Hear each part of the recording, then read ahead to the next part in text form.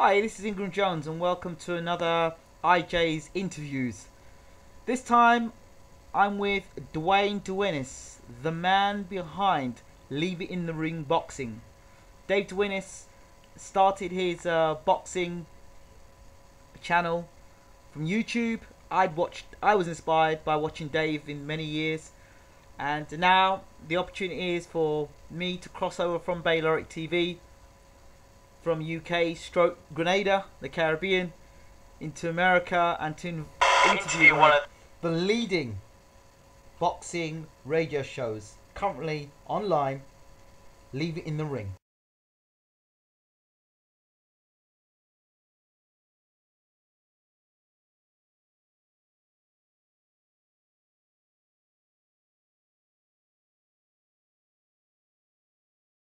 Well, I'm the host and creator of Leave It in the Ring Radio.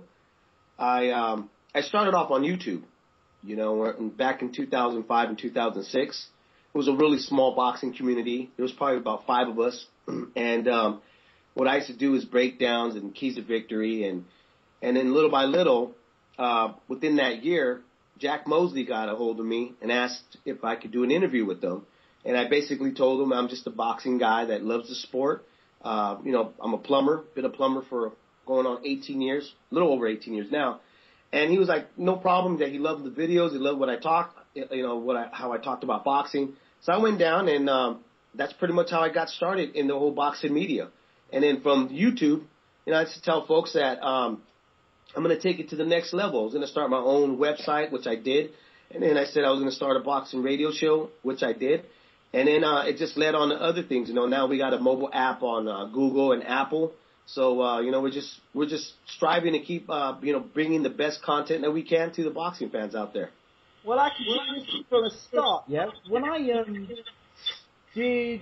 started watching YouTube and looking at boxing, you were the first person I saw on YouTube. The first. Oh wow, that's great. I said, this guy, is like. I was like, I can leave it in the ring. Let me see what's going on. So it was Leave It in the Ring and the final round with Steve Kim and Douglas. What can't his last name is? Doug Fisher. Doug Fisher. Yeah. So those two, it was Max Boxing was the first publication online I'd watch, and right. While it was free, then you had to pay for it, and I only paid for a couple of months, and then yeah. Sorry, Steve. Sorry, Doug, if you're watching. But yeah, and I used to watch them, and you would be on, and I always remember you'd be sitting back. I think I can't remember who it was. It was one. It was so long ago. But the thing is, I don't see much of you now so much on YouTube. Why is that? I don't know. I mean, I get a lot of folks that ask me that, and here's the thing is that on YouTube, at the time, you were only able to download 10 to 15 minutes. Yes. Okay? Well, I do 3 hours of boxing talk every Thursday night. So if you kind of put all the minutes together, I do a lot of talk. Yeah. So I get kind of burnt out, and, and I hate to kind of repeat myself over and over and over. So I just sometimes feel that those 3 hours is enough to kind of put down all my thoughts and be able to interact with listeners and fans of the show. I still kind of upload on video on YouTube, but it's it's interviews that we've done, or if it's film that I've went out to gyms to record, But other than that, I've had a lot of requests, people ask me to come back. But then I look at all the guys out there now on YouTube is, they're doing their thing.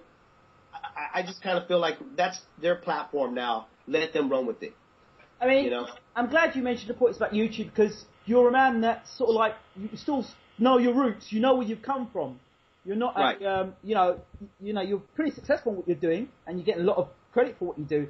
You're not one of these guys that are saying, you know what, I did YouTube, I'm done with that now, and you're still very much still connected. You still know what's going on from YouTube. Right. But the YouTube community, I mean, it's great that you have simply come from the YouTube community, but looking back, and obviously I'm still in that YouTube community, right. My biggest frustration, I recently did a call out. I don't know if you saw the video. It was a call out to all the boxing YouTube channels, because you hear all these people talking about boxing, but you don't really know who they are. You don't know where they've come from. You don't know have they been involved with boxing? What are their connections within boxing? Who are they? What do they get up to? So I kind of wanted to put like a voice and a face and a bit of background. So we had a few people have come through and done it. And some people didn't want to do it at first, like, no, I ain't doing that, what am I doing it for? So one person's done it, oh, he's done it, so I'll do it. Oh, he's done it, I'll do it. So, it's slowly getting around and people are getting the idea. But my biggest frustration is, and this is almost a first crossover, because I'm literally coming over from BaylorIC TV doing this, coming over to you, who is done the YouTube and is an established name within the boxing community now. And thank you for that, because I know a lot of guys who think, him? I don't want him anywhere near. He's going to try and steal something. And I'm like, no, I actually want to interview you because I appreciate what you do. Like Ellie Sackback, for example. He follows me on Twitter. I'm like, who is Ellie Sackback? I really want to know his story because I'm inspired by what he's done. Because I can assure you, when Ellie Sackback started, he was probably being laughed at. He probably still gets laughed at today, but he's probably getting laughed at. Oh, get away. You don't know what you're doing. Who the hell are you? Right. Ellie Setback today gets thousands of millions of views on YouTube now because of what he's done. He's reporting. Everyone knows him for that now. They know. Right. Which is that's his catchphrase and stuff. He's like. I think a lot of when I was doing the boxing talk on YouTube. Yes. Everything that we did, and this was like, there was, my buddy Blood comes from, he still does YouTubes. We're really good friends. That's how we met. I had a friend, Rob Riddler, who was doing, Midnight Boxing, okay. Boxing for Real. All these guys, we're doing YouTube videos. And what I see, a lot of the videos I see now, the majority of them are really guys that don't think for themselves. They read something and then they try to own it. So it's not really their thought, So I think that's the huge difference of what we were doing back in 2006. Yes. Where it's everything that we talked about didn't come from an article. It was yeah. But I'll tell you why that is. I suspect. And I think at the start I was slightly guilty of it. Not so much now. When you read your comment section, and psychologically you read your comment section, if you get a fight right, very few people will come back and say, Dave, well done, or Ingram, well done, that you got that right. But you get something wrong. I got a prediction. I got something wrong, right? And you get crucified. It's like people wait until the second the fight is over. Hey, I still get the same people from YouTube still email me how much they hate me because I said something about Manny Pacquiao or I said something about Floyd Mayweather. And the funny thing is that I've always said this, that YouTube is like a Ku Klux Klan. They're the most racist people out there, but they don't want to show their face. And it's the easiest format. I call it internet superpowers. Yeah. All these guys wear a cape, and they only come around when you fell down on your face. That's the only time they show up and stuff. But it's all in fun. I don't take it to heart. I know a lot of other guys do. They take it to heart. They take this a little bit too serious, and because at the end of the day, we got to remember that this is a sport. And I think I've told you one time, I've told a lot of folks, I go, boxing is a primitive sport. Mm-hmm. And you can tell by the way the fans act, because they act like a bunch of cavemen. They don't know how to behave. They don't know how to interpret, somebody's comment, They don't get it. It's just a comment. It's not going to ruin your life. I'm not going to stop you from making money. I'm not going to, you're not dead in a week because of what I said, And some folks take it too hard, They think that, especially now with Facebook and Twitter, if a fighter goes, "Hey, how you doing, Dave?" A lot of people interpret it, "Whoa, he's my friend.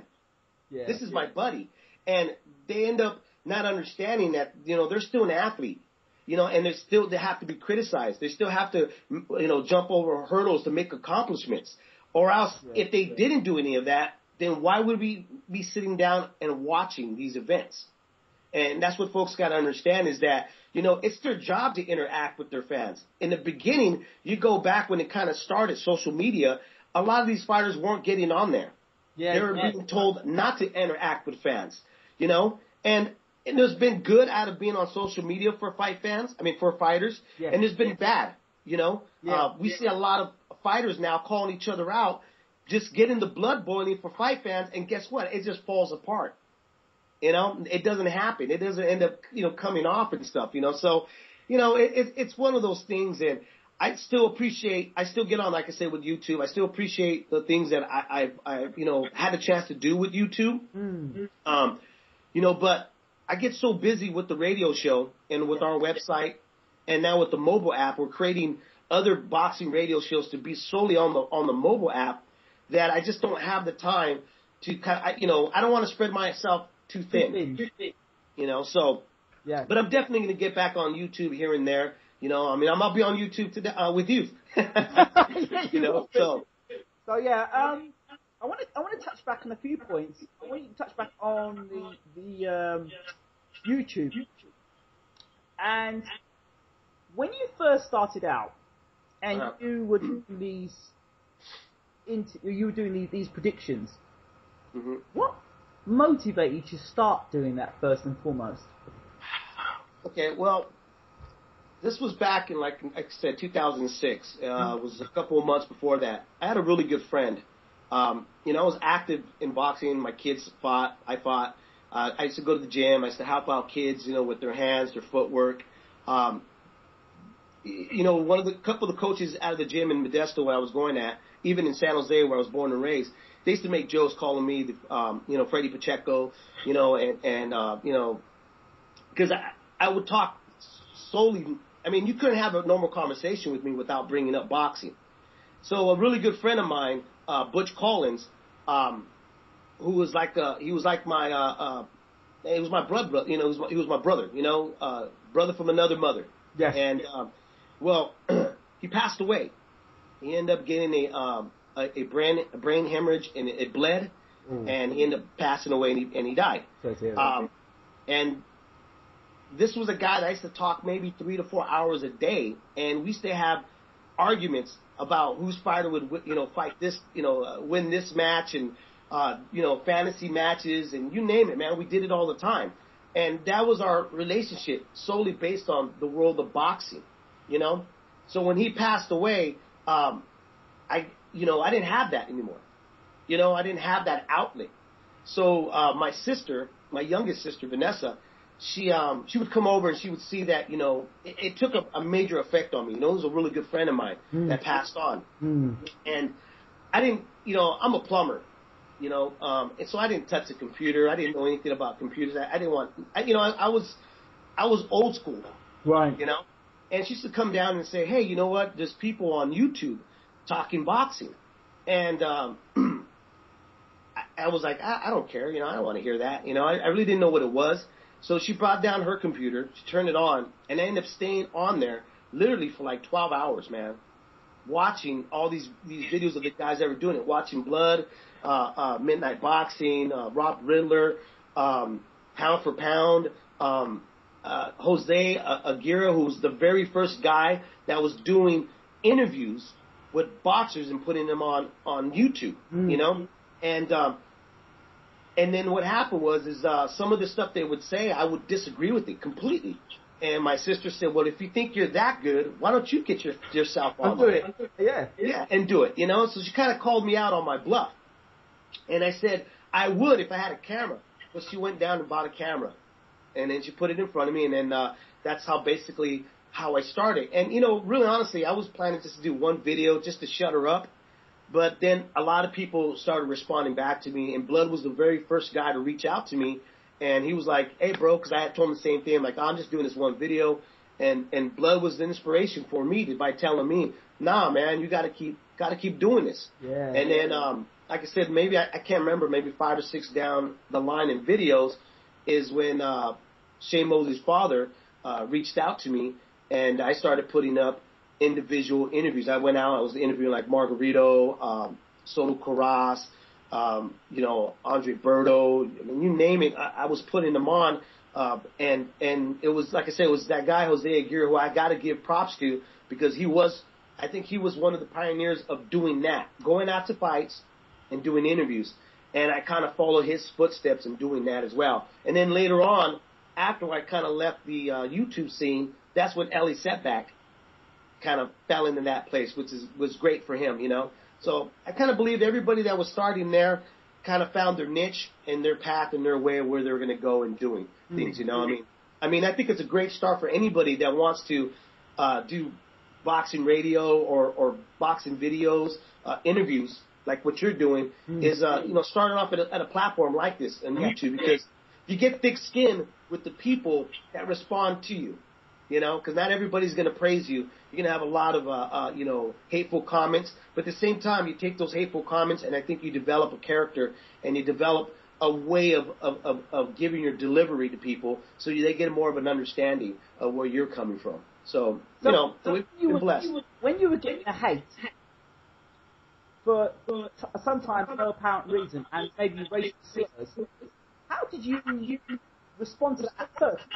Because now you've been down the track a bit now. You're a bit of a veteran, aren't you? So how did you deal with it in the beginning? I think in the beginning, man, I mean, you know, I was born and raised in downtown San Jose, you know, and it was considered the ghetto. Right. Okay. And, you know, I wasn't an angel. You know, I used to get in plenty of street fights, and I got in trouble in school all the time. My grandfather got fed up with it and took me down to the local Starlight boxing gym to, you know, kind of settle my ways, you know, to settle me in, you know. And so the first time I got comments was about Manny Pacquiao. And, you know, Pacquiao fans, they're brutal.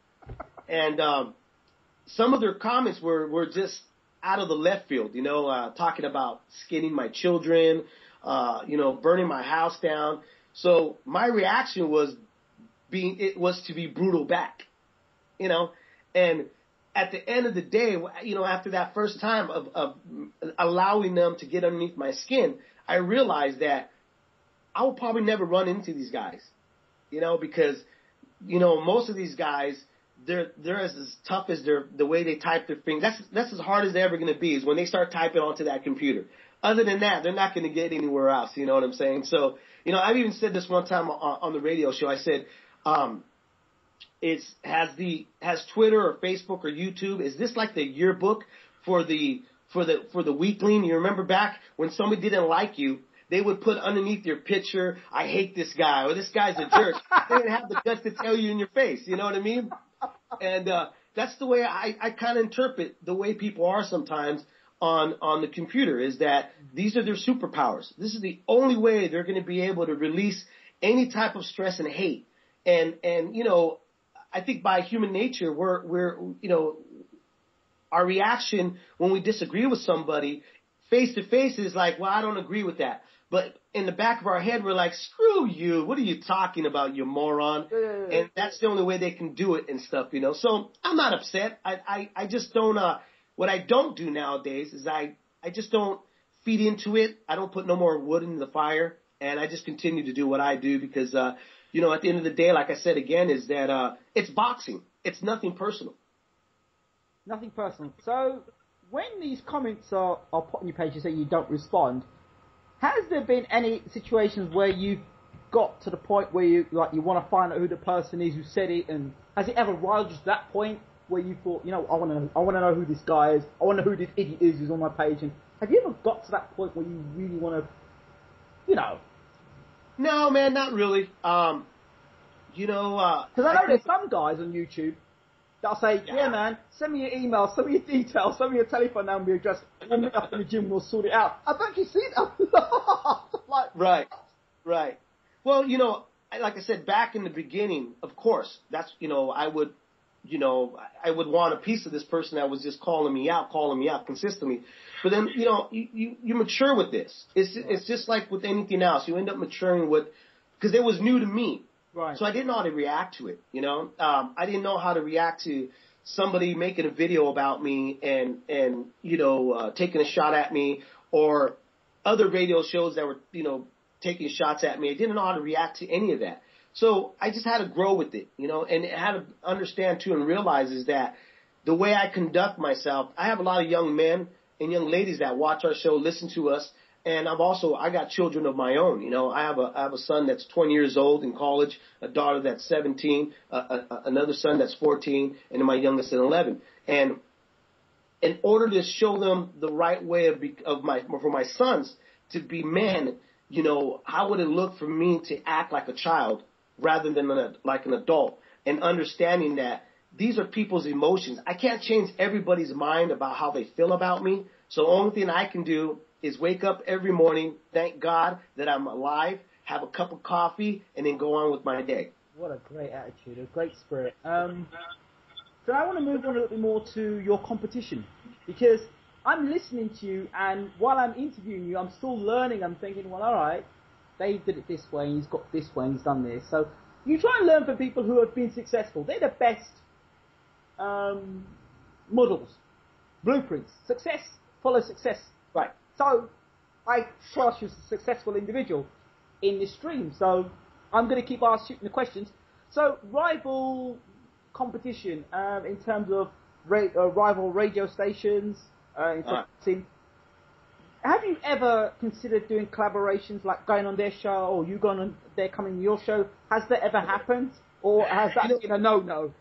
You know what? I've always been open and welcome to other people. Unfortunately, I am not welcome.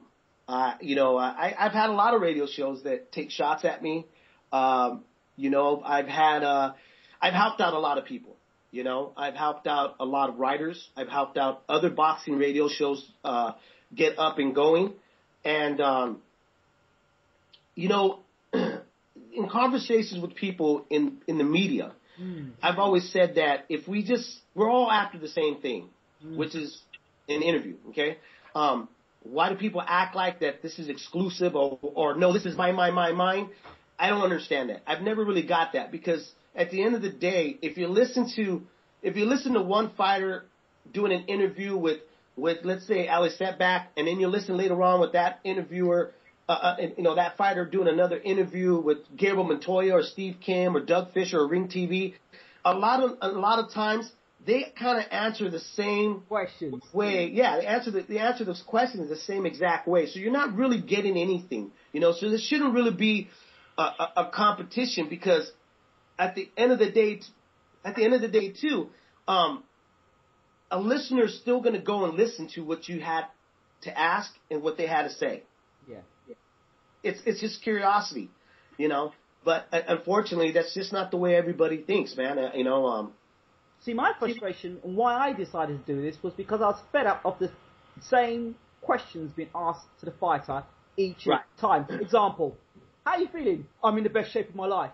What have you done different for this fight? Yeah, well, we've done a little bit more. I'm punching harder. I'm punching faster. I'm moving better. Yeah, great. And then you go to the trainer. So, how's Johnny looking for this fight? Oh, yeah, Johnny, he's been explosive, Jim. He's been knocking everybody out. You know, we've been doing these runs, and he's going to explode in this round, and he's going to do this and that. And then you see the fight. He gets knocked out, and you say, well, what happened to Johnny?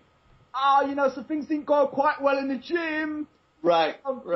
He got a burst income he had 2 weeks of sparring. He was ill before the fight, blah, blah, blah. You know, it's the same old. Yeah, it is. All the time. But the thing is, I think we're all guilty of doing that once in a while, you know. We all want to be different. We're guilty once in a while, yeah. But there's some guys that do it all the time. Same damn questions. And they're getting paid for it. They've got a microphone, they're asking the same questions. I'm like, well, hold on a second. I think it's safe to say that ESPN does that a lot. You know, but they have the highest platform that we all want to get on, you know. Yeah, but I guess so. But I mean, it's just I don't get it. That's why on when they come onto Baylor TV and I do the inside story, I don't give them any room to give me the same old codswallop. So when I had Tyson Fury on, he says, do you want the truth or do you want some stories? I said, no, I want the truth. Right. So that's why. And even with Peter Fury as well, another one, straight shooters. James Alex here, straight shooter. Because fans want to know a little bit more than, I'm bang on the way, and want to know more about what you're thinking as a fighter. I want to know what you do outside the gym. I want to know who you are as a man. You know, what's your views on certain things? Obviously, I'm not asking political things because, you know, but I want to know more because the problem we've got today with boxing, right? I think it's characters, knowing the characters, knowing the people who are throwing the punches, knowing the people who are the trainers. You can almost, and once you've done an interview, like for example, I did an interview with Malik Scott. Now, before I interviewed Malik Scott, I knew he was 34-0 or 35-0. And I looked at this guy, Malik Scott, 35-0, he probably ain't fought nobody, and he must be a bum, and he's probably going to get knocked out. So I looked into his career, I thought, okay, let me interview this guy, let me hear what he's got to say. Right. Listen to this guy talk, and his personality just like, boom, in front of him, I'm like, this guy can be real dangerous. I'm listening to this guy. Gone back and looked at his videos again, listened to the guy, thought, and then the Glasgow fight was happening at the time. So I thought, you know what? I can see him outboxing Glasgow. I can see him outboxing Glasgow completely. He goes there, does a number on Glasgow, gets a draw. I'm like, oh my gosh. Do you know, and had I not done the interview, had I not really dug questions and tried to find out more about him, about his career, about you know, political issues behind what's going on in his career, why he was 35-0 and really nobody knew anything about him, even in his own country, I was like, wow. Because of the interview, suddenly, not only I, but other fans of boxing were able to know about that guy. Right, absolutely. I mean, that's what, that was the whole sole purpose, too, with the YouTube, was to, you know, I felt like at that time, too, I felt like our sport's not getting the coverage. ESPN was just not stepping up and doing their job. You know, I mean, they were covering tennis and golf, which was great, but I wasn't able to relate to that, you know. So I wanted to do something that would cater to guys like myself that wanted to hear boxing, that wanted to talk boxing, you know. And that's what, you know, that was the whole purpose of creating Leaving in the Ring, you know. And I, you know, I have to say this all the time, you know, on the show, was that boxing fans, we gotta be like the Jehovah's Witnesses.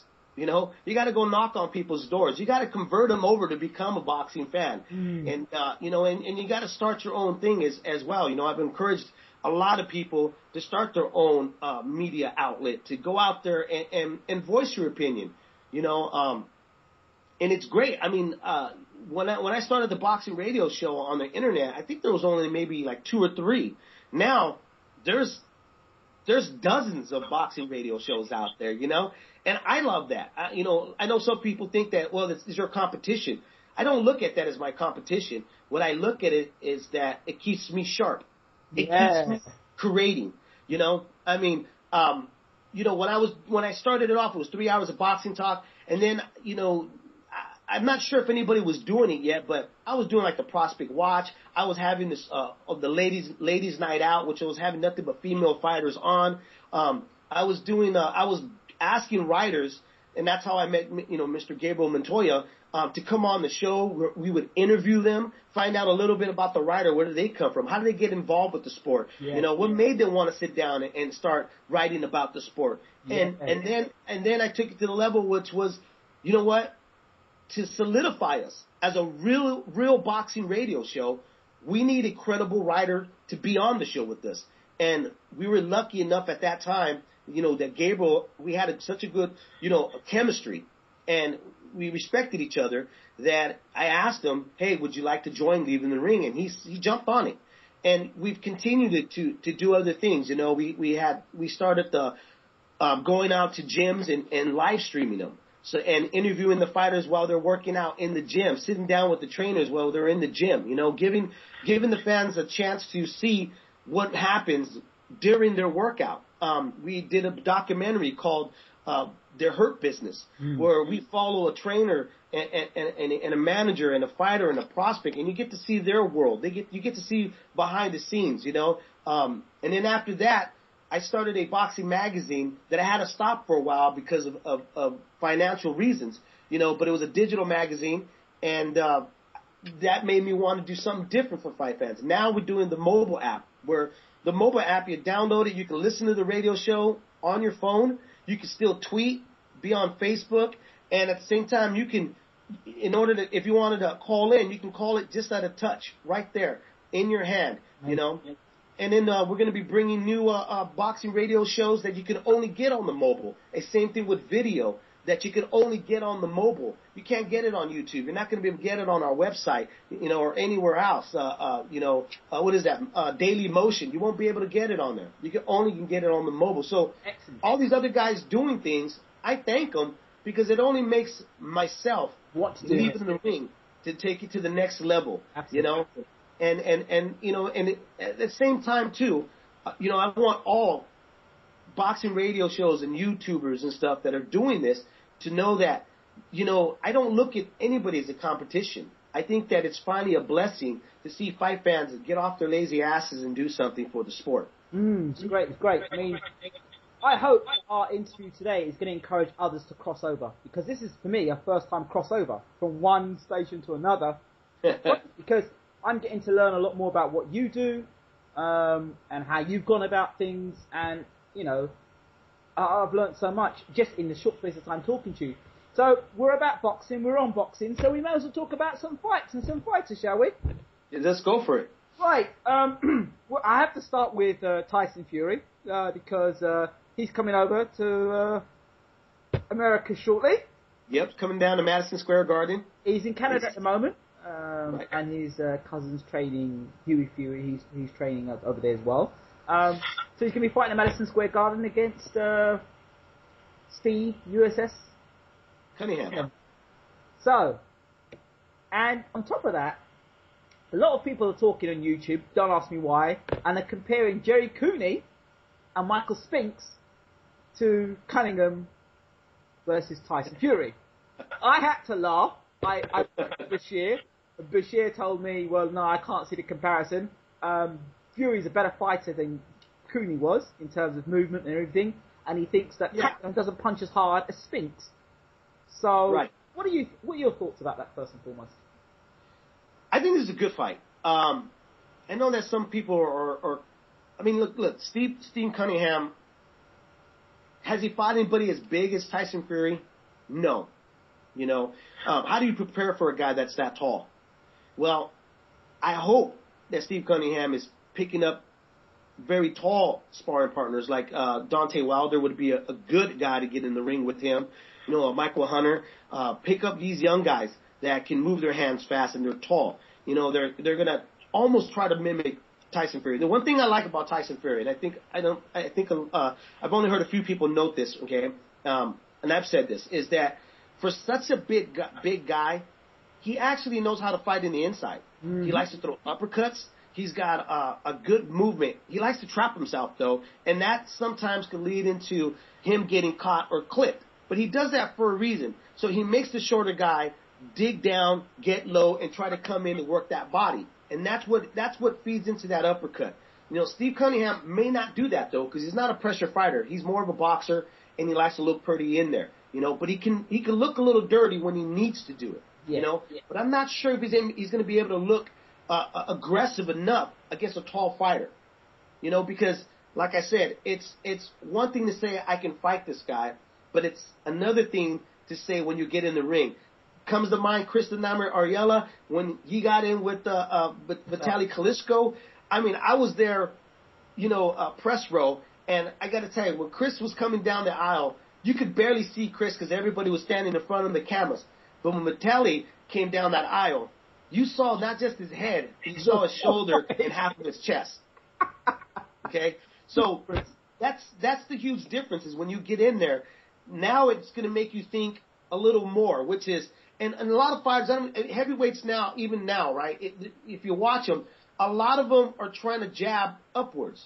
They're using that jab to go upwards. Not any of them are really setting up the jab by going to the midsection, which is to make the taller guy crunch so they lose inches. Yeah. So Cunningham, I mean, he's got to do something like that. He's got to really forget about trying to jab at the torso and the head. I would jab to the hip. You know, for one, it would slow down Tyson. For two, it would shorten up his height.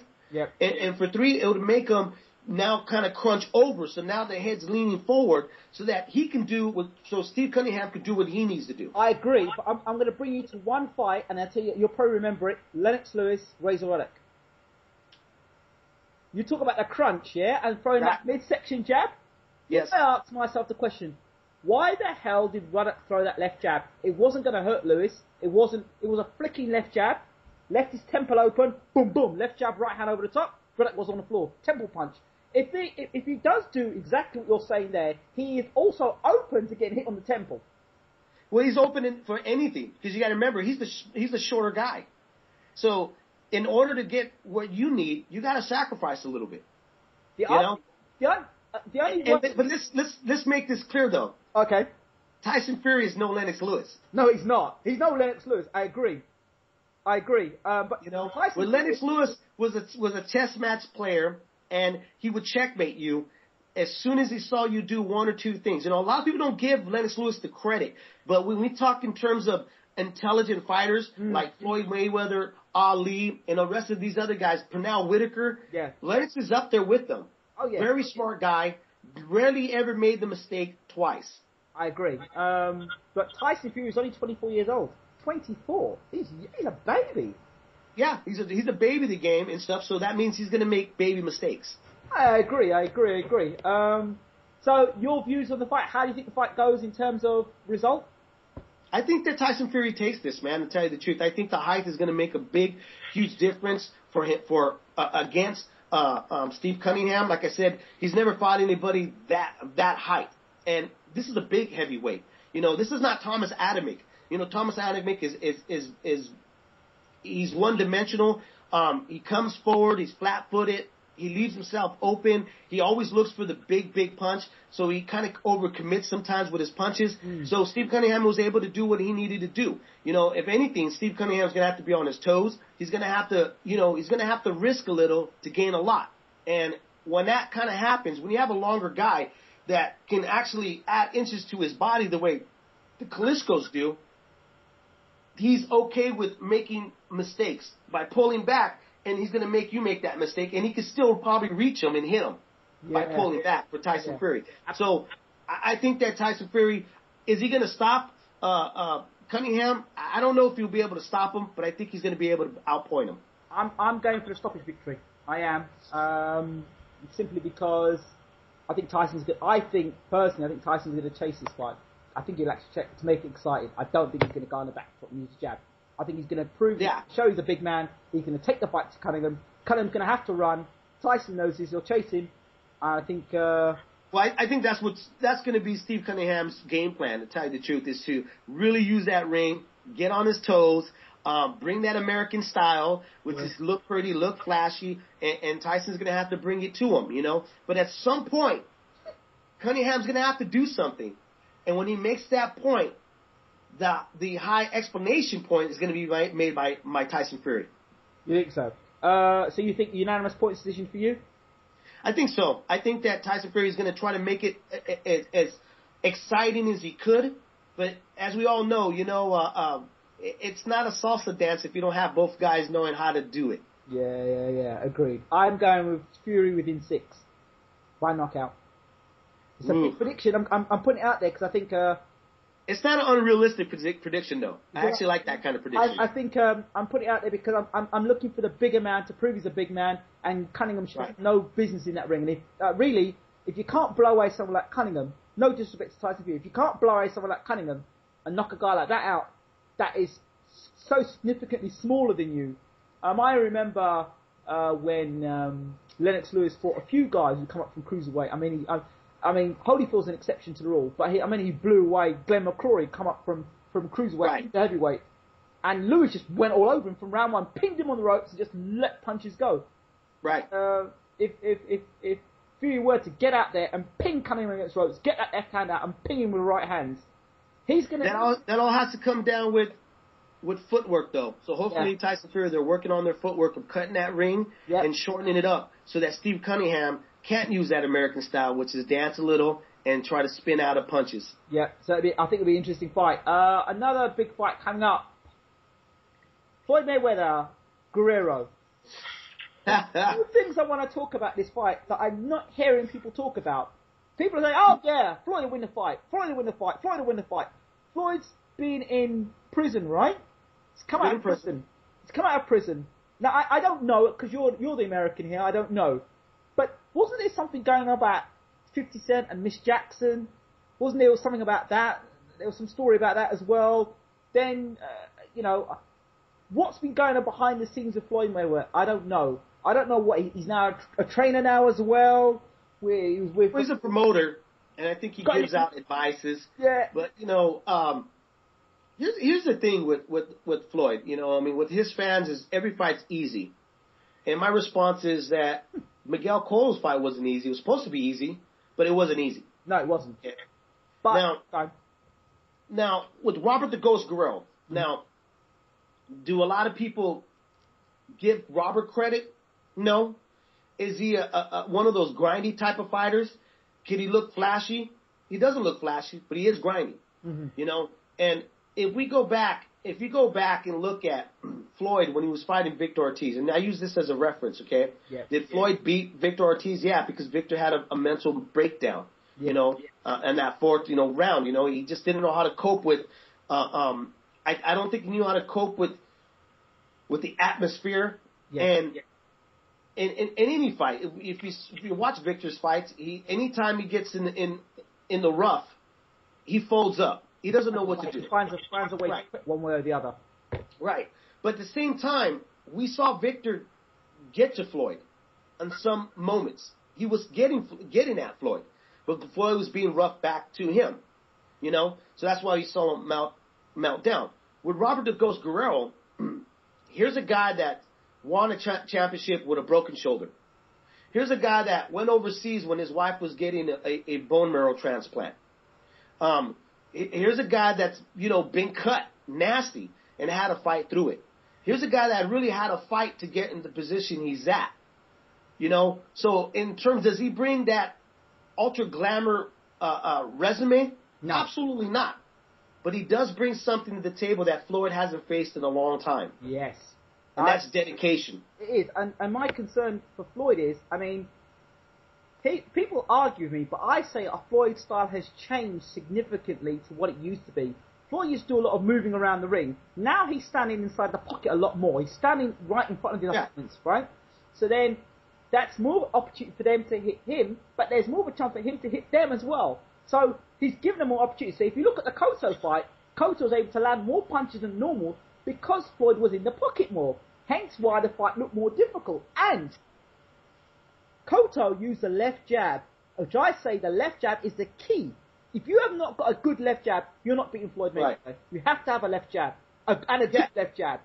Not just a left jab you poke every so often. You've got to have that left jab up and set everything up off that very good left jab. If you haven't got a good left jab, forget it.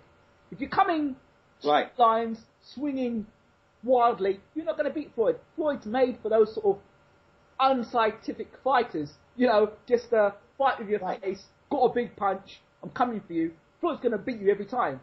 But a guy that's going to throw the jab, bring you on, feint you, that sort of guy, he'll make Floyd make mistakes. And that's the sort of guy I think is going to beat Floyd. I don't think a guy that just rushes Floyd is going to beat him. When I had a chance to speak to the Guerrero camp, the one thing that I said is I hope you guys are using the Miguel Cotto fight as a reference of what was done.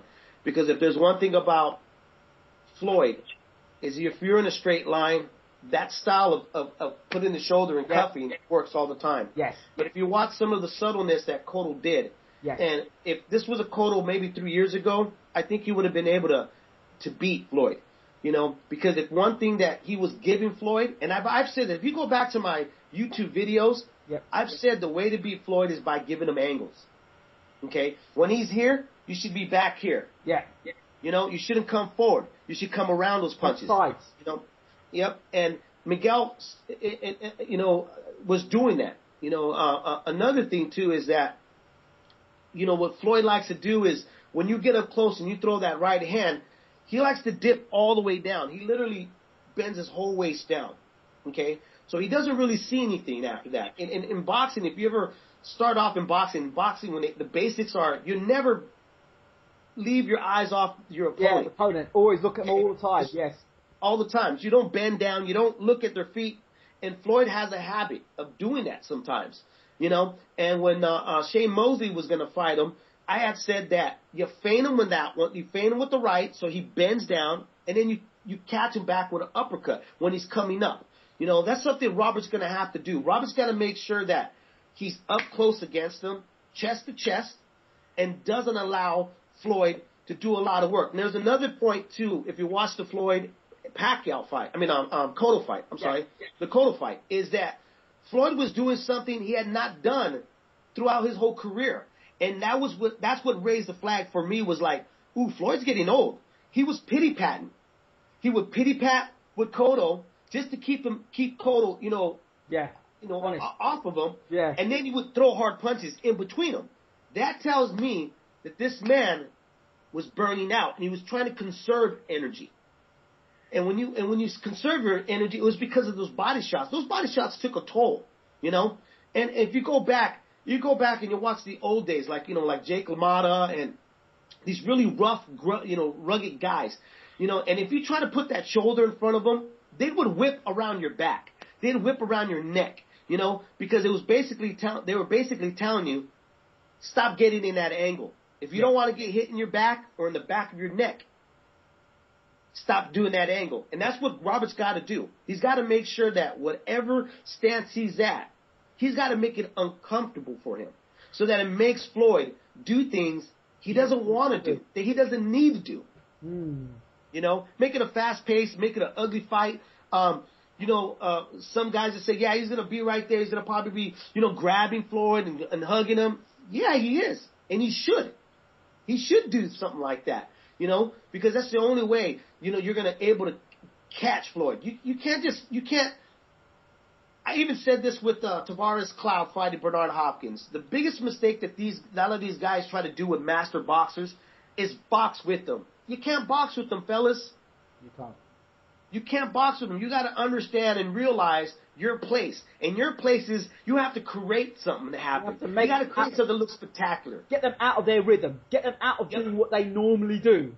Because, Floyd Tez, was it 43, 45? What's his record now? 46-0, is it? 40. I think he's saying 43, if I remember correctly. Yeah. 43 have tried, 43 have failed. Well, that's 43 ways how not to beat Floyd Mayweather.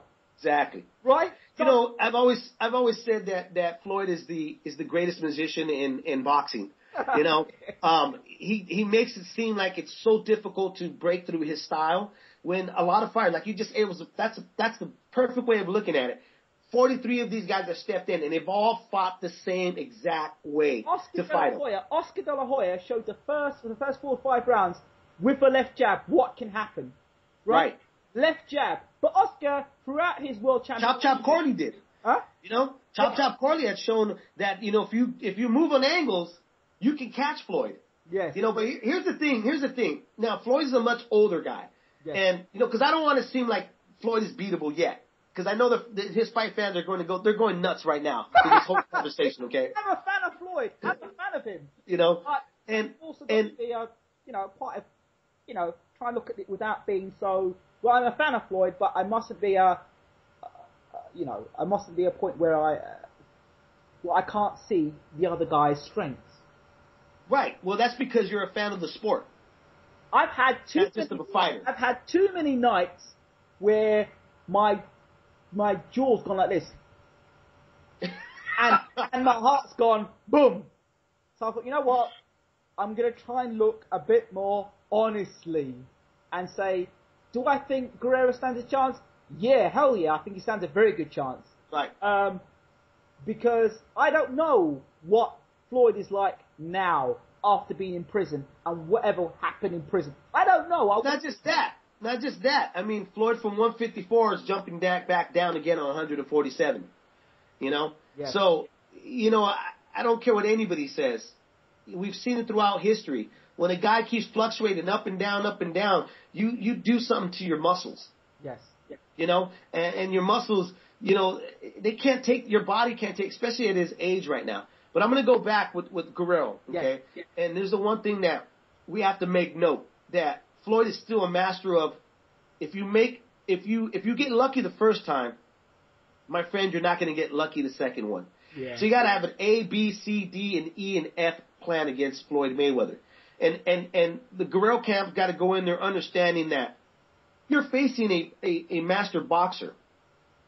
And as long as you have that embedded in your head, I'm facing a much better fighter than me, then your performance is going to be better. And what I mean by that is that means that you know you got to go for broke. Yes. That means you got to create these openings. Don't look for these openings. Like most fighters, like Shane Mosley and all these other guys down that list, they looked for the opening. They've got major. Miguel Cotto was creating openings. Of course he was. And the only problem was Miguel was not the same from back in the days. This was a much older Miguel Cotto. Cotto's best punch for me was his left jab, because it's the left jab that rocked Mayweather's head back and got it broke his nose. Yeah, left jab. Boom. Yep. Boom. Everyone say, oh, Miguel's body shots. No, that left jab was the one that did Floyd's nose. Right. He didn't expect the left jab to be as good as it was. No. And that's Miguel Cotto. And Miguel Cotto's not known for his left jab. He's known for, hustling you, getting inside, working the body, wicked body shots. Right. That's what Cotto's known for. So if a guy who's not known for a left jab can do that now, not talking 10 years ago, now, you've got to wonder what a guy with a very good left jab can do. And against southpaws, I believe he struggled with judo as well for the first part of the fight. Right. He did struggle with them, but here's the thing about that one is that Zab is just ultra fast. Yes. Guerrero is okay. Guerrero is not spectacular in one thing. Like holy right. He's just overall good in what he does. Okay, and Guerrero's a lefty, but he's a lefty that likes to get in the mix. Right. Because most lefties like to be cuties, But we're starting to see a lot of these lefties now starting to be more aggressive. They want to get in there and they want to bang, and that's what Guerrero wants to do. He wants to go at that body. He wants to bang at that hip. Bang at the back, come back to the shoulder, back to the back of the head, and I know some folks are like, what? You're saying for him to bang the back of the head? Well, this is a fight, guys. And like I said, if you wait for the opening, if you keep looking for that opening, you're never going to get it. You got to create that opening, you see? And you got to make the ref do his job. Yeah. If Guerrero comes in straight lines against Floyd, if he comes in straight lines, just trying to... Yeah, it's going to be an easy night for Floyd. It's going to be an easy night for Floyd. Well... Yeah, I agree with that. I mean, he comes straight forward. He cuts easy. Yes. He gets... There's one thing I worry about Guerrero is that Guerrero gets caught real easy with right hands. So, not only did the camp got to have a game plan of making it... And that's why I said you got to be in close with Floyd. If you're in close and you're chest to chest with them, shoulder to shoulder, he's now got to lean back or take a step back to throw the right hand. Yeah. And that's how you make an opening. A smart fighter would understand. If I'm in his chest and I know that's his money punch, and he's going to jump back, with that money punch, he has to now create an opening. Yeah, that's when you catch him. That's when you throw your hook. Because the best punch to a southpaw is the right hand. Right. Correct? So, Floyd's got a very good straight right hand. That's one of his money punch. His money punch, that right hand. Yeah, that's his kryptonite for any fighter out there. And he throws one of the best right hands in history. Yeah. Once he gets in that zone, we've seen this numerous times. Once he gets in that right hand zone, Floyd will catch you not just once, but 3 to 4 times. He basically embarrasses you. And that's why a lot of fighters fall apart, because they got caught 3 times. That's basically telling you, you're not a very good fighter, buddy. Because you're not making in the ring with me. So, when it's all said and done, who do you think wins the fight? I'm going with Guerrero, man. I'm going with Guerrero too, actually. I know a lot of fight fans are going to say I'm crazy and this and that. But listen here, this is what I got to say. Okay. Every dog has his day. Uh-huh. And Guerrero, what fighters need, like every other fighter, is they need to be at the right place at the right time. And on May 4th, he's facing a much older Floyd Mayweather. And I'm not taking this all away, okay? Hear me out. I'm not saying that Floyd's done and over the hill. But Yeah, but hold on. But if he gets beat, then he would be done and over the hill, because people say he's 36 years old, he had a year out the ring. So the excuses are already. Well, here's my thing too, is that where I applaud Floyd Mayweather. Did he really need to fight Guerrero? I mean, I know that was there was no really other option out there, but think about this. I mean, here's a young guy, 28 years old. He's in your face type of fighter. He'll grab you and use one hand. We saw it with Berto. We've seen it before. This is a fight really that. What reward is Floyd going to get from beating Robert the Ghost Guerrero? Nothing. This isn't up his stat.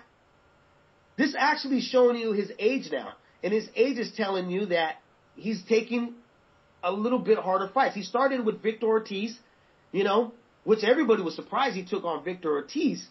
But, Floyd has this certain plan. He only has this, just the way he has his rhythm in the ring, he has his rhythm outside the ring. And he took this fight believing he could win this against this young guy. So I give him kudos for that. Because in reality, this is a fight for an older 36-year-old guy that's kind of slowing down a bit, shouldn't want to have to take. Yeah. I'm going with Guerrero to. I don't know. I'm going to go with Guerrero to win the fight on points. I haven't made up my mind if it's going to be a stoppage or points, but right now, I'm going with Robert the Ghost Guerrero, man. I think, like I said, timing is everything. I think so. And the timing is there, and I remember, back in the days when everybody wanted to see Manny Pacquiao get knocked out, and I should say this, I even said this on a video and had a lot of people upset. You can even ask my partner Blood for Blood Boxing. I told Blood, I said, when Manny loses, he's gonna get knocked out really nasty.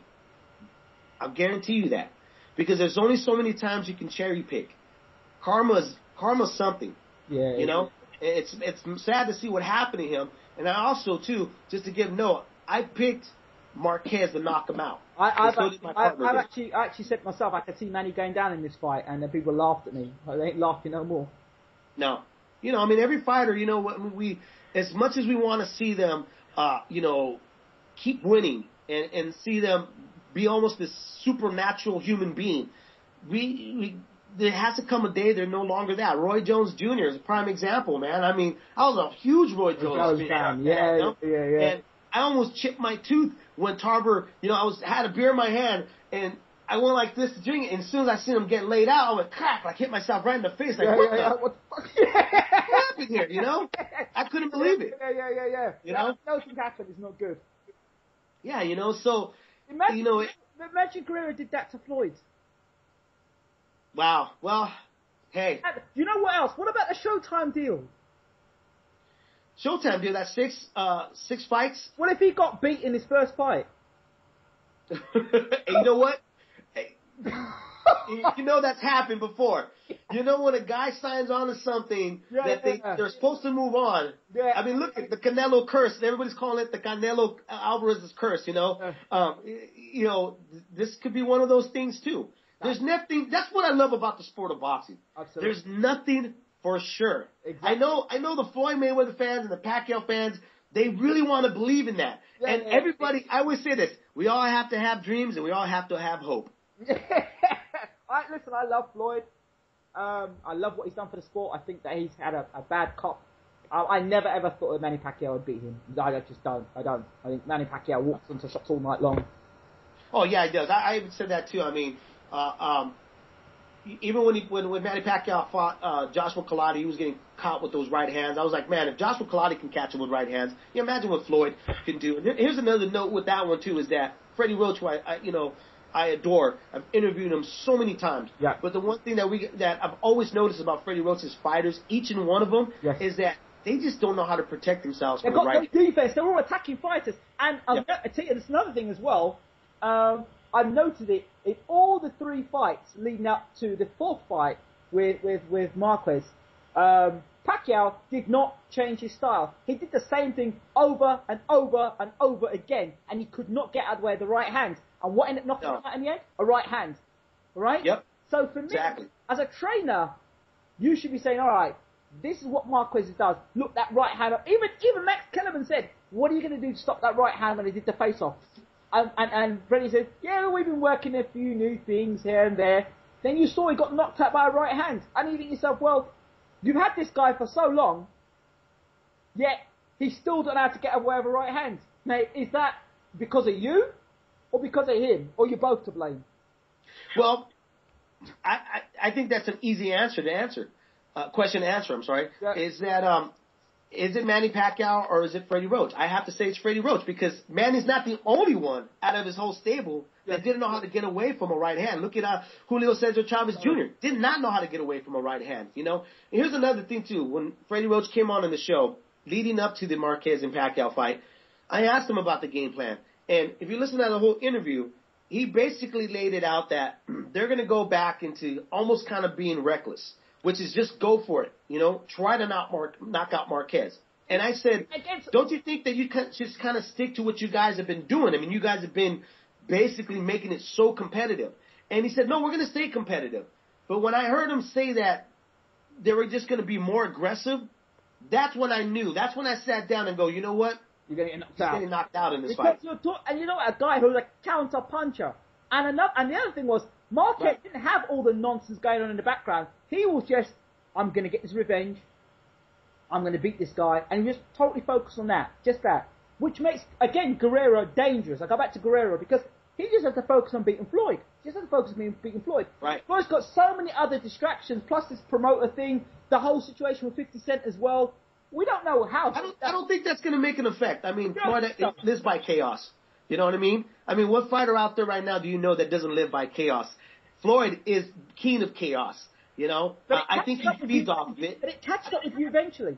It catches up. It does catch up with you, but mentally, I mean, look at the way Floyd acts. I mean, he's a spoiled kid. But look at Floyd. Like most spoiled kids, they don't comprehend that their behavior is wrong. His behaviors before the media is very different now. He's a lot more softly spoken than he ever was beforehand, from what I've noticed. Well, in the beginning of his career, he was very docile.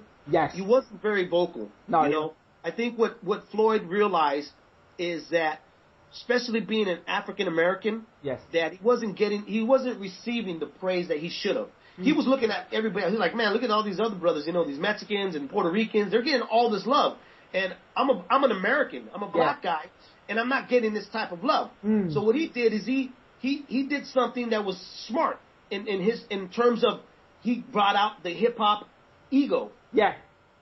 And attract people. Absolutely. And he stuck with it. It's almost like Tupac. Tupac was an American rapper that wasn't really a thug.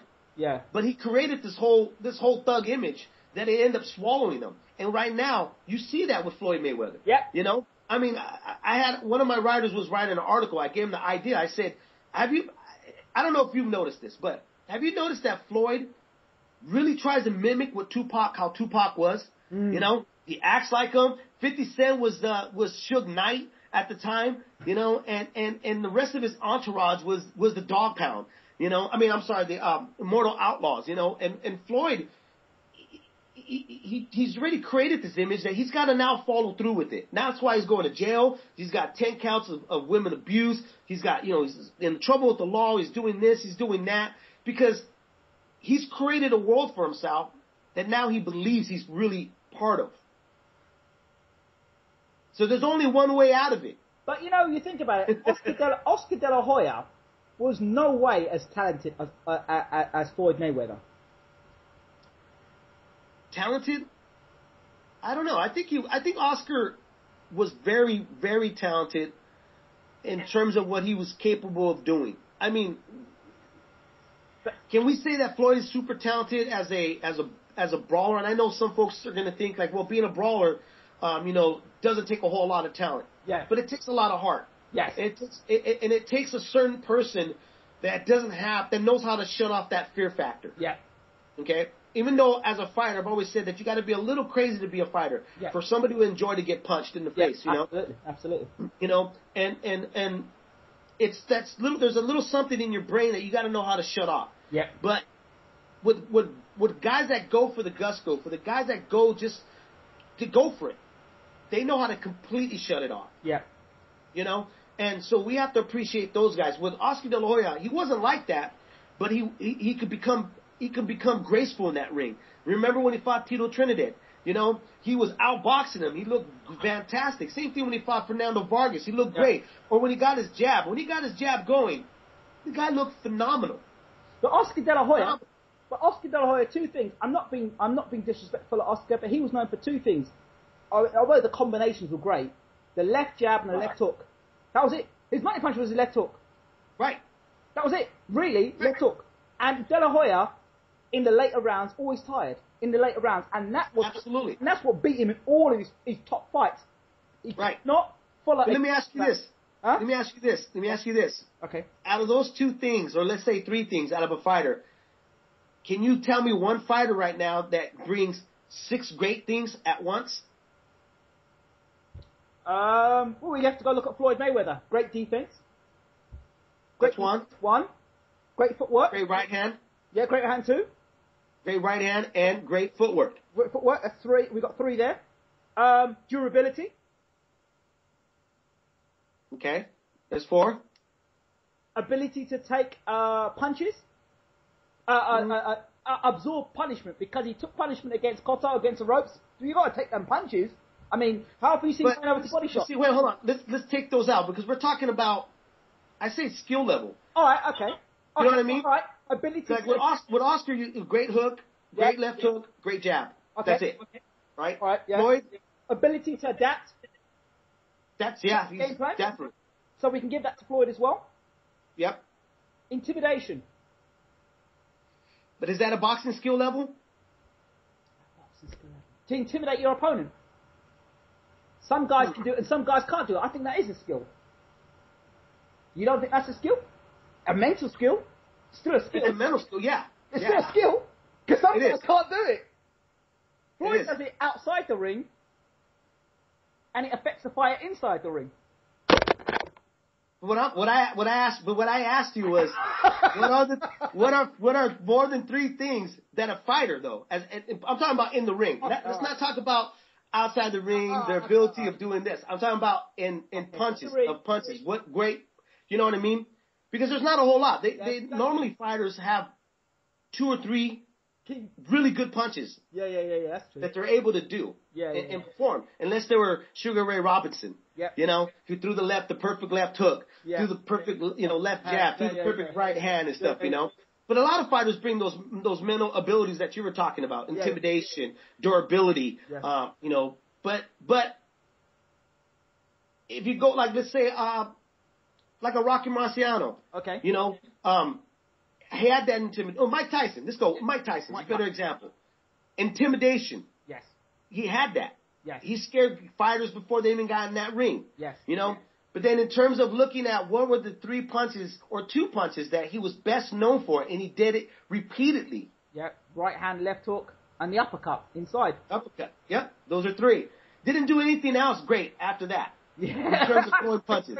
That's quite. You know what I'm saying? Yeah. Okay.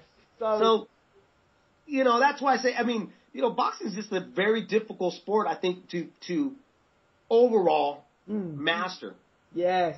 And I think that's what intrigues us, because we are, as fight fans, and even as fighters, we're trying to mold or find the perfect fighter. Oh, well. Yeah, we are, aren't we? To be fair, we are. To be fair, I mean, so... Okay, so you're going to go with Guerrero. I'm probably going to go with Guerrero too, sadly. I don't want to, but I'm going to go with Guerrero. You want to. If Floyd beats him, then, you know, I'll be like, yeah, good old Floyd. But no, Guerrero. I'm going to go with Guerrero. The other fight, I'm not even thinking twice about it. Austin Trout and Canelo. I think it's a really good fight. Really? I don't. I honestly think this is a very big step up for both men, not just for one. Yeah. I know. I'm going to tell you this. This is what I got to say. All right. Let me hear you. Austin Trout, I even said this right before he was going to fight Miguel Cotto. Right. The word contender has always been lost in our vocabulary as fight fans. Right. We don't look at contenders. Why? Because there's so many bouts out there. The alphabet gangs have created all these bouts, and they all pick them up. Yeah. Trout was a champion getting in with Miguel Cotto. Miguel Cotto was the challenger. Yeah. Okay. But I've always compared Austin Trout as an Obakar of the 90s. Right. You know, really solid, on a good day, he's going to beat you. Okay? He beats Miguel Cotto. But here's the thing that I got to cut the legs of his fans right now. He beat Miguel Cotto, was not a natural 154. Okay. A much smaller man. Yes. Okay? And you were able to see the difference of size Yes. in the ring. Agreed. Okay? And then another thing is Miguel's always been known to gas out. Okay. Okay? So Agreed. that's why it makes the Canelo fight, in my opinion, a much more intriguing fight. Because now he's facing a guy who's a little bigger, Yep. throws more punches. Yep. Okay? So you really get to find out, where does Austin Trout really stand? Now let's go with Canelo. Okay. Canelo hasn't even fought a 154-pounder yet. Okay? Okay. But he's got good hand speed. All right. Doesn't fight like the normal Mexican fighter. Right. He's not going to go after you. He's not going to try to, go to the body and stay there and take punches to give one. Okay. He likes to put combinations together. All right. But the one thing that Canelo does that I always say, what's the worst thing that a fighter can do is he throws a 3 to 5 punch combination. Yep. Then he stops, resets himself, and then tries to do it again. And that's where Austin Trout can take advantage of. Okay. That's where Austin can shine. Is after, because that's all he's got to worry about. He's got to worry about the 4-punch, 5-punch combination, and then go, okay, he's done. Uh-huh. I know that he's going to stop. He's going to rest. Okay. And now he can capitalize. So it really does make it a good fight because it should go back and forth. All right. Whether or not, now we're going to find out, can Canelo take a punch of a true 154-pounder fighter? Okay. That's what I'm curious about. All right. You know? Okay. This is how I'm seeing it. And we're going to go right back. I remember when I used to train in Miami, trainer said to me, when a guy does not fight people in his own weight division, Right. and he don't see him in with big punches, you can be guaranteed that in the gym they've discovered something, and his promotional camp have discovered something, that their fighter may not be as good as it's been sold. Let me hold you up with that real quick. Yep. Remember this. It wasn't Golden Boy that was holding him back. Canelo is his own promoter. He owns Canelo Promotions. So he has a lot more say than what people try to say he does. Well, I'm glad. Now, you're absolutely right. He saw something. His camp saw something. Right. Okay? So, because here's the truth. Canelo also is not a true 154-pound fighter. His legs are. Yes. He's got these big old tree trunks of legs. Yeah. But this is a guy that had to move up. Not by choice. Same thing like with Miguel Cotto. These two guys, they mirror themselves in terms of body. Yes. They just kind of outgrown. They put their proportions are out of whack. Yes. So they can't stay in the lighter weight division. Yeah. So I agree with you with that. Okay, that's the first thing. The second thing is, before Cotto fought Trout, I knew Trout was going to beat him. I didn't think twice about it. And here was my thinking. If you listen to the interview Cotto had when he got beat by Mayweather, he really believed he'd beat Mayweather, and he put his body through the right. He probably trained harder for that fight than any fight ever because he knew. Right. Had he beaten Floyd, he would have been, forget the Pacquiao fight, he would have been the man. He knew. Right. When he ended that fight, if you listen to I think it was on HBO Showtime, no, HBO, they asked him about the fight. I want to spend time with my family now, and, I felt like quitting, and once I heard that bit, quit, want to spend time with my family, this man's heart is not in it anymore. He's in it now for the money. No disrespect to Cotto, great fighter, but he's in it for the money now.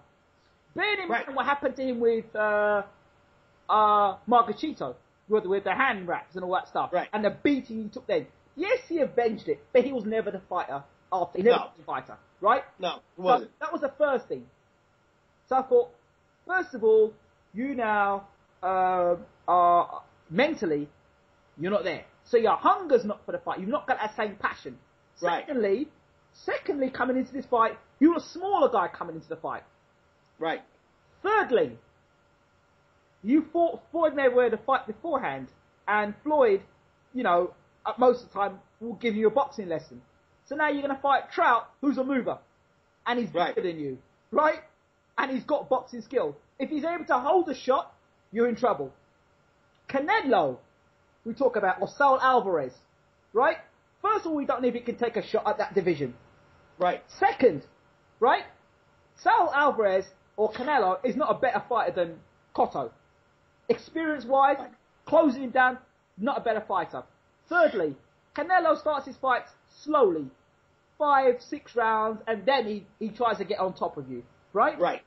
Third, that's the third thing. Fourth, being the bigger man for me in this fight and being able to... I agree. I see Canelo also being one who has not got the greatest defense.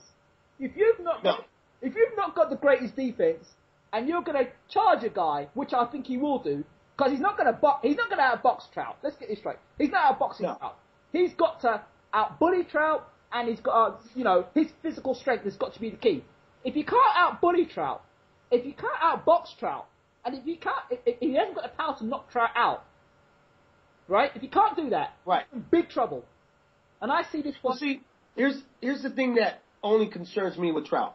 Yep. He's the bigger guy, even when he fought Miguel Cotto. Yes. But he did a lot of backpedaling. Oh yeah. A lot.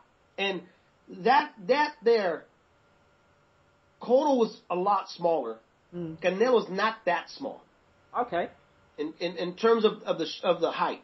Right. You know, Canelo's a little taller, a little thicker, and what Trout kind of showed me too. If we remember the spots where they did trade, yes, Trout kind of fell apart in form.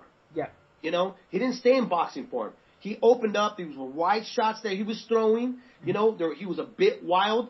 With Canelo, who kind of shoots more down that pipe. Yep. That's where he can capitalize. So, you know, Trout, too, is going into a fight, and that's why I said, to me, this is going to answer a lot of questions for both guys. Yeah. You know, is one guy, we're going to have to find out whether or not he belongs at 154. Right. The other guy, we got to find out, has he polished himself a little more? Because the competition gets stiffer every time you take a next step. Yes. See, and if Trout loses this fight, in all honesty, he lost it because he didn't do his homework and go correct what he was supposed to do on that drawing board.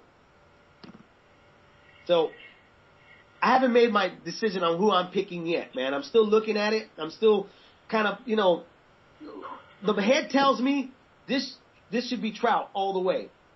But there's a lot of openings and opportunities for Canelo to take advantage against Austin Trout. The thing is, I think, for me also, I'm looking, people say, he can't stop Canelo. I think he can stop Canelo late.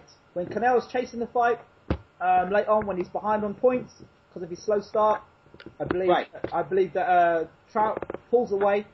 Canelo tries to put the pressure on, and in rounds, maybe late 9, 10 rounds, Canelo is caught on a counter, dropped, and the fight's finished there.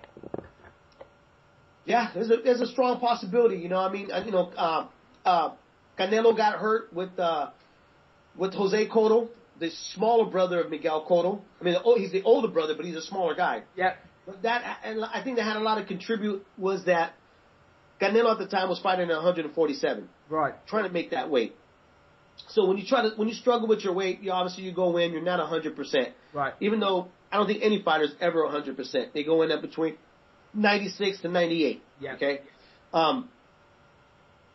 Trout is gonna have to, like I said, his moments are gonna come when Canelo decides to rest, and his moments are gonna come too is when Trout decides to use his jab, which he does very well. Mm-hmm. You know, so it's an interesting fight. I think it's going to be a back and forth. It's a lot more exciting, really, if you really look at the fight. Yes. Then when fight fans are already jumping off saying that easy fight for Trout, easy fight, fellas. There's nothing easy in boxing. Yeah. Agreed. Ask these guys that are taking the punches. You know, like, Paulie Malignaggi. Everybody's like, this guy, he has pillows in his hands. Well, get punched in his face. Then come back and tell me if he's got pillows in his hands, you know? Well, while you're on, we'll finish with Paulie Malignaggi and the proposed fight with Broner.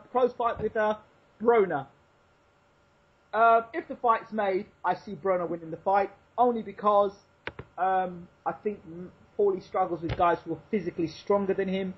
I think if someone like Amir Khan, to be honest, can bully you, then I think someone like Broner will do similar things. My only concern, the only thing for me, and Malinagi's movement for me has gone. I personally think Malinagi's a shot fighter. I think he should stop altogether. Because if you're getting dropped by a guy like Kano, who, to be honest, I didn't know about him until I looked at BoxRec. If you're getting dropped by a guy like him, you've got to ask yourself the question, if Broner's power does go up to the welterweight division, if it does, Malinagi's in trouble. Because I can't see Malinagi stopping Broner, to be honest. Well, we had Steve Bass on this past week, and he said that, Al Heyman was interested in the fight. They liked the fight. They were just waiting for the final word of making this fight happen. Yeah. Now, if that's one thing about the Heymans, and even with Broner, is if you're going to flirt with 147, you don't go after the it guys at 147. Absolutely. You kind of go after a guy that doesn't, Malinaji has a punch that can keep you honest. He's got a jab that can keep you honest. Yeah. And he can take a beating. Oh, yeah. That's one thing about the guy. He's in a lot of ways like a Hector Camacho, Senior. Yeah. He could take a hell of a beating. Yeah. Okay. But he brings all the bling and flashiness to the ring. Adrian Broner, styles make fights. Okay. When he fought Antonio DeMarco, he had a one-dimensional guy that was coming forward. When he fought Reeves, he had a guy. Don't even talk about it. Don't even mention it. No, don't. Listen. No, don't be criminal. Don't talk about that. Let's move on. Listen. Reeves, to me, gave him the best fight. He gave him a real tussle for his win. He made him work for it. Can Paulie Malignaggi do all of that? There's one thing that you said, and it's absolutely true. He's a guy now that is going to be there. That's the first thing that goes with fighters is their legs. And Paulie is, let's be honest, he's been a little bit more exciting than he's always been. I've always liked Paulie's style, to tell you the truth. Yeah. I used to love the fact that he used to be able to know how to jab going backwards. Oh, yeah. You don't see a whole lot of that anymore. Yeah. You see him kind of sit there, and he's got to take it. The heavier you get and the older you become, your legs are not going to be as mobile. That's why we're seeing Floyd do what Floyd's doing nowadays. Exactly. So with Broner, this is a perfect match for him to move to 147. But I hope this fight doesn't happen, and I'm going to tell you why. Why? Because at 140, there is plenty of names to find out if Broner is the truth. Lucas Matissas. You got Danny Garcia. You got a lot of guys out there, man, that deserve. Us guys that love boxing, we're cruel, because we like guys, but we look for the guy who can inflict the most pain on this guy. Matisse, yeah, he's a big puncher. He punches, yeah, let's go with him. But Lucas Matisse is a big puncher, but he himself looks a guy that defensively isn't great. I don't think. But it's improved. He's improved with every fight, and he looks good. The one thing about Lucas Matisse that I've witnessed and I've watched of him is he's a student of the game. Yes. If you watch him from the beginning, he was wild. He was a Madonna. And Marcos Madonna hasn't improved. You don't think he's improved? His last fight, he looked pretty good. I don't think he's improved. Honestly, I thought he improved. I think that he's still a guy that gets away with his power. He's able to get away with his power. Come on, he was getting hit a lot by Jesus Soto Coras. Yeah. By the time his punch comes here, it's Easter. Yeah, that's true. But I would still pay. I would pay big money to see them. Both Argentinians get in, yes. Oh, yeah, definitely. I'll pay that tomorrow. Give it up quicker than give me Malignaggi. Yeah, pay for that. Definitely. Look, a lot of our fighters nowadays, if the biggest criticism from casual fight fan is that, fighters don't want to fight the big fights. Yeah.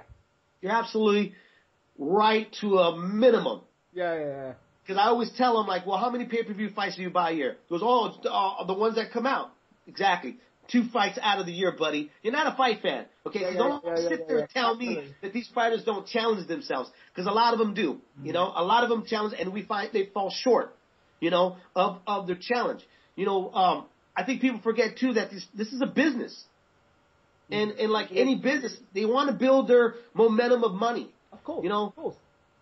And as soon as they start making that money, yes, they should start taking these dangerous challenges to live up to what we've been paying and dishing out of our hard-earned money out of our pocket. Let me ask you a question. Do you think Broner can take a shot?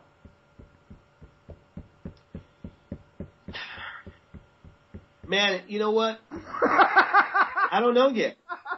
DeMarco was definitely supposed to be the guy to see whether or not he could take a big, heavy shot. Yes. And we saw what happened. But, again, is Broner really a true 130-pounder or 135-pounder? No, I don't think he is. So until he gets at the weight division that his body's supposed to be at, we're going to find out. You know, I mean, I did a video a long time ago about weight. Yes. Okay? And one thing was that a lot of folks used to ask me back in the days was like, why do you think, like, this was back when Tito jumped up in weight. They said, why do you think Tito looks so normal now? Or Oscar De La Hoya looked fantastic at 130. Shane Mosley was phenomenal at 135. You know, Thomas the Hitman Hearns he was a killer at 147. Yeah. Why do you think that after they move up, what happens? I said, because in boxing, you look for every advantage, not just a advantage. Look for every advantage. Yeah. So if you're a guy that's 5'11", you don't want to fight at 160 or 168. You try to shift those weights down. My trainer got me. I was when I was there, I was like 147. Now I'm about 5'10". Yeah.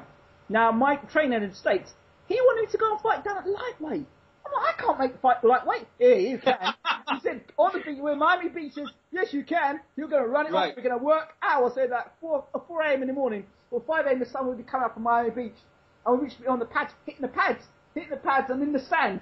He says, you'll lose the weight, man. Don't worry about that. We'll get into lightweight. Don't worry about that. He said, I can see the fat in you already. I'm like, what? Yeah. He goes, that's a lightweight. Right. You know, and that's why I go back. I go, if you imagine like Tito Trinidad actually coming in at a middleweight in the beginning of his career, we probably wouldn't have been able to see how special he was. Exactly. You know? So that's why that's why Adrian Broner is fighting in a lighter weight division right now.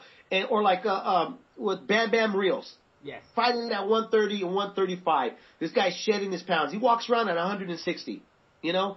And some guys sit there and they go, why is he doing this to his body? Because it's their way of finding their greatness. Yes. It's our way, and it's our way of appreciating their greatness. You know, allow these guys to do what they can do. Because as soon as they hit that weight division, that walk-around weight they're supposed to be at, there'll be a difference. It's normal. Because now they're meeting guys who are coming down from a much heavier division. From maybe someone coming from light heavy, now fighting down at middle.